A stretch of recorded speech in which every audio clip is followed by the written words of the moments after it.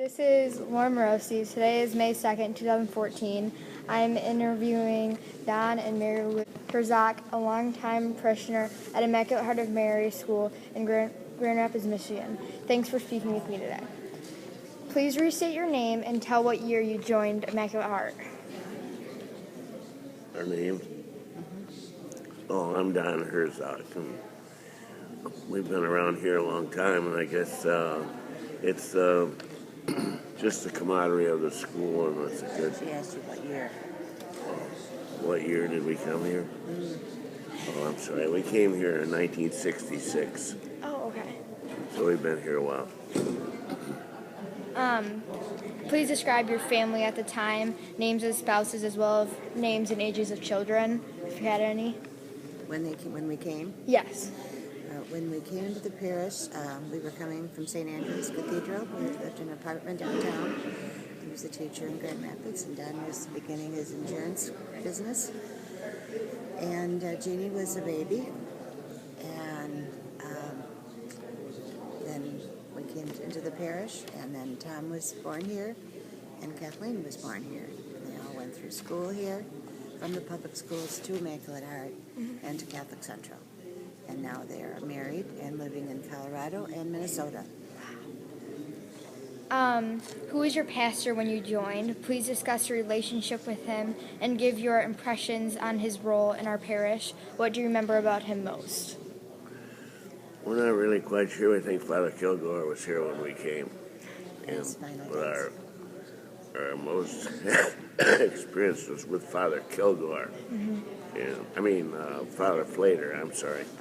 So we have more experience with Father Flater and along the way than any of the other priests, probably.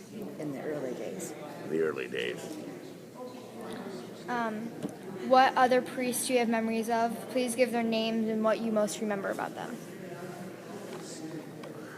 Well, we had Father Flater, and I guess what we remember most about him, he came out and went skiing with us in Colorado for a few days. Flavin. Father Flavin. I get all my names mixed up. Father Flavin, F-L-A-V-I-N. And then we had Father Lawless, and we had some of the younger priests. Who are they? Father Donald Joyce was here. Father Steve Vasic, who grew up in the parish. His sister and family are here in the parish, or have been. And he visits when he's in Grand Rapids. He often assists with Mass, which is special. I think those were the last of the Oblate fathers who were here. Father Reginato, but he's a diocese. Oh. And then when the Oblates served their 50 years here, you probably know all this. Do you know all this? Yeah. When they served their 50 years here, then it was time to put the parish back in the hands of the diocese. And I think it was a difficult transition for the parish because they were so used to the Oblates. They were so involved, and they were so, I think, so sincere in their dedication to the parish. We had fundraisers for their order. We had many, many things that were for the Oblates. So Father, I think Reginato was a diocesan priest who was the first to sign here.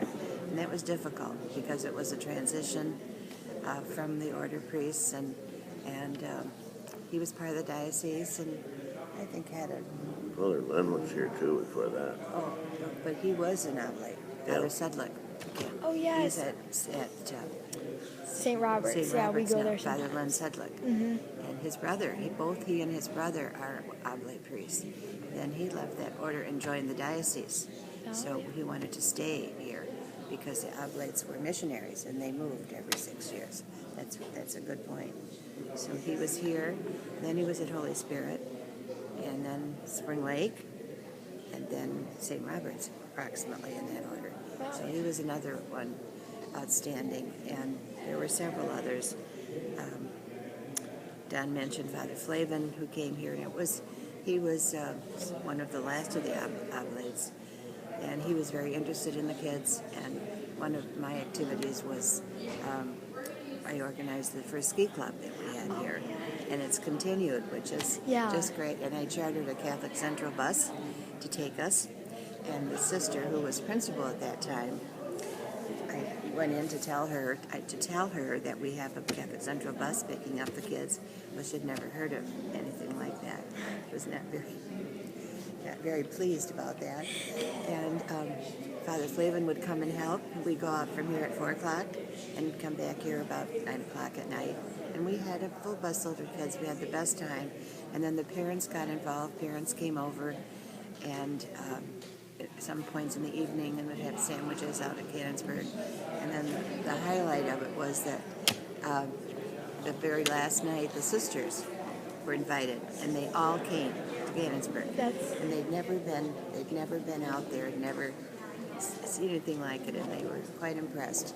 And it's wonderful to see that that has continued now. I mean, many years, because Kathleen, our youngest, is now 42 in Minneapolis, and that was our last class with them. And Don would bring the injured children home. So, and Father Flavin was interested in that, and that gave him a relaxed atmosphere, because there was a lot of pressure with the big parish school, and he hadn't had a background of this much, so that was special. And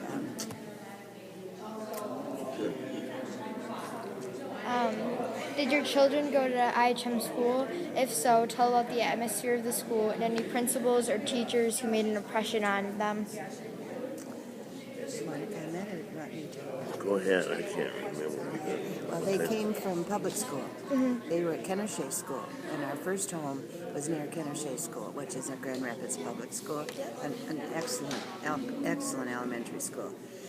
So they came from there, and we thought they were at Kenosha. We thought this was great. We'll wait.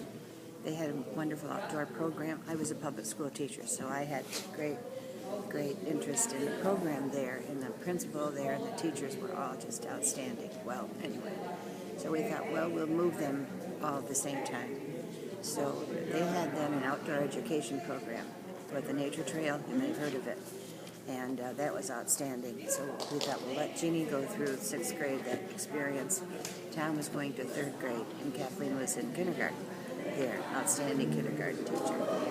So we made that move for, let's see, 1st grade, 3rd grade, and junior high. And there was share time then. So the kids would go over in the afternoon to, and I don't know, was the high school was here then, of course. And they'd go there for math and science, maybe Spanish. I can't remember for sure, but they would go over there. And it was a good experience, but it didn't help her to become totally immersed at IHM, because she was, her whole school year had been at Kenosha with all those friends. So then Tom did a fair adjustment to 3rd grade. The teacher was a wonderful lady, but Tom was a free spirit. So it her difficult. And Kathleen was in 1st grade, and she loved it. And in fact, from those years, anyway, then they didn't all go to Catholic Central. One night at dinner, Jeannie said, next week we're going to Catholic Central to visit those of us who are going there. And we were very surprised, because we thought she might want to stay right at Ottawa.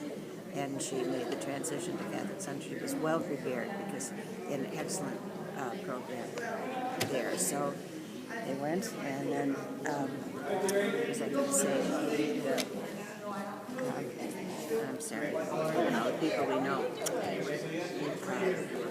She's in 1st grade. The first day of 1st grade here, she met a friend, and they are both now in Minneapolis. They're in each other's all through school, in each other's weddings, baptisms, the whole thing, and they're in Minneapolis. And another classmate from here. There are 5 girls in Minneapolis from this whole program. Wow. It's amazing. I think it's amazing. They're well prepared, and they're involved in their parish.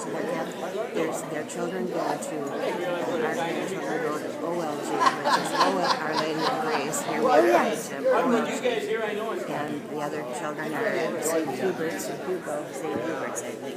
So they followed the tradition very much so. But 5 girls from here in Catholic Central are in Minneapolis. Wow. What activities and groups did you get involved with at IHM? Please go through them one at a time and give your early memories of what the group did, people you met through the group, and how it helped IHM to grow. Go ahead. All right. I was teaching catechism for quite a few years, and that was a wonderful way to meet families that I didn't know. And then in those days we had to run for the parish council. My father asked me to run for the parish council, and I received a phone call, and that for a public school parent, because at that time they were still a coach, I almost got on the council, but I didn't. Almost. So a few years later, I did serve on the parish council several years. And the Women's Guild, was guild president, which was a very active group then, very active group. There were always one special event a month, which we were just talking about the other night at a meeting. Once a month, 100 women would come, and we'd have speakers, and I think programs like that are excellent. And now people are so much more involved because now you have the home and school, so their emphasis in that, and the Guild is doing other things. And we mentioned the skate club, the catechism, the early days of which they did not have this year for the first time or second time, the arts and crafts fair, here. And we had the first one, lady that was MaryLu, who does not live here anymore.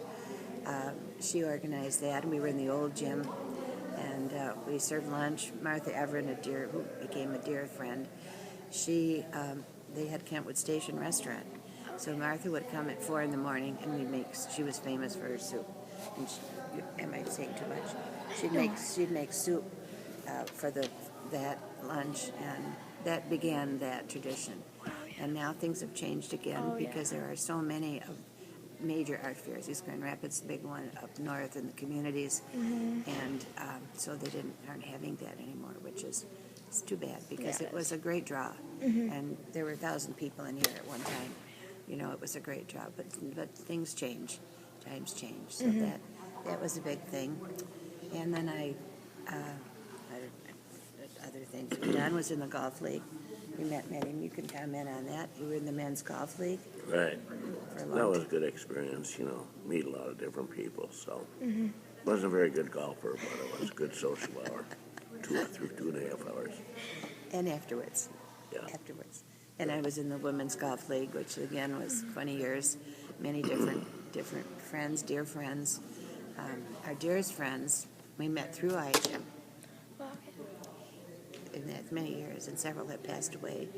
The Reicherts, for example, you may know. You probably know Lucas. And Lucas's mom went all through school here with our Tom, which of course she passed away. And then his grandparents, their grandparents who were neighbors and dear friends, have passed away, and many others. So, and other very dear friends who have been friends all these years. We celebrated our 25th wedding anniversary. I found a picture just the other day on our deck at home. They were all people from the parish. We're all married in the same year, 64. So it's certainly been experience. That's right. So. What's different at IHM now that you miss about former times? That you what? That you miss about former times. Like, what's different now? What do we miss? Pardon? What do we miss? Yes. Guess you miss being younger. I don't know what else. I can't We miss the dear pinpoint. friends. Yeah, definitely. And dear friends, and our children, as I said, live in Colorado, Minnesota. We wish they had remained in at least within a closer area. Yes. But they're doing very well and have continued their faith. That's Stages as you go through life, and you can look back, but you just move on. You have memories, but that's what it is. You can't stop the clock. Definitely, yeah. You want to keep busy doing other things. Tell about specific memories you have about new things at IHM, such as new buildings, new programs, new ways of doing things.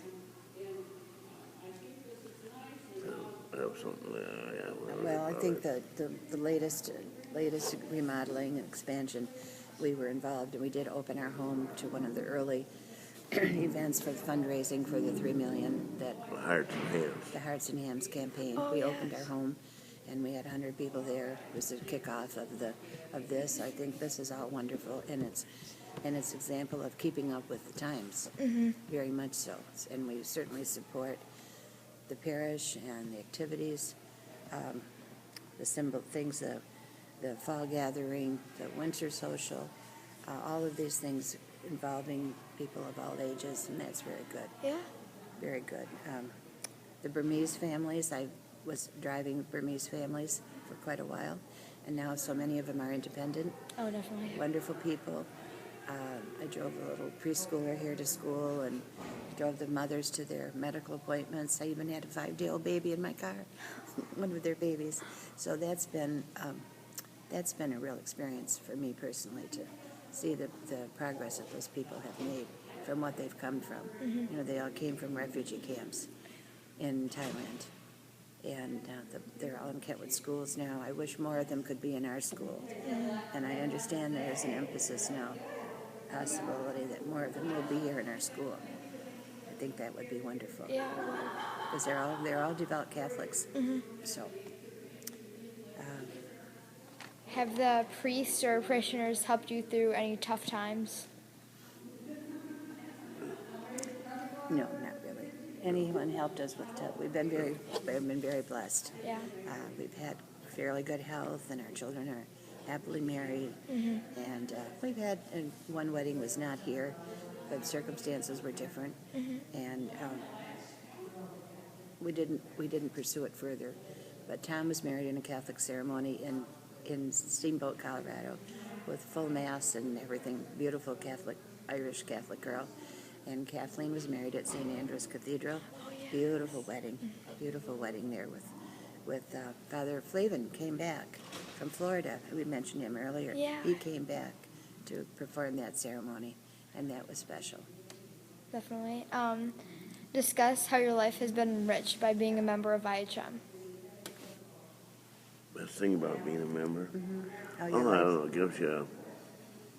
It gives you a church home, a social home, and just camaraderie, and it's a good experience with good people, Yeah. and your kids grow up with the kids of the same, Like you are. you know, Yeah. same values. That's good. Very good. Dear friends. Very, very dear friends. Anything else you'd like to say about IHM Parish? But I've been thinking about this a lot because I mean, this has been how many years? 40 years. It's hard to believe. I mean, how can that be? I'm from Grand Rapids. Lived here all my life. Dan's from Minnesota originally. So he came here, didn't know anyone, and now we have so many friends and so many. So when I think about it, Joy, then I'm sad that many of the people in our age group have gone, not because they've moved or not participating in IHM, gone to other parishes. And that's sad, Yeah. because this is your parish, no matter what's going on, no matter how much money has to be raised, no matter whatever priest is here, this is your parish. Yeah. Father Troy is doing a wonderful job. yes. So Yes, that yes. should be noted. Absolutely. And Jane Van Houten with the music. Oh, yeah.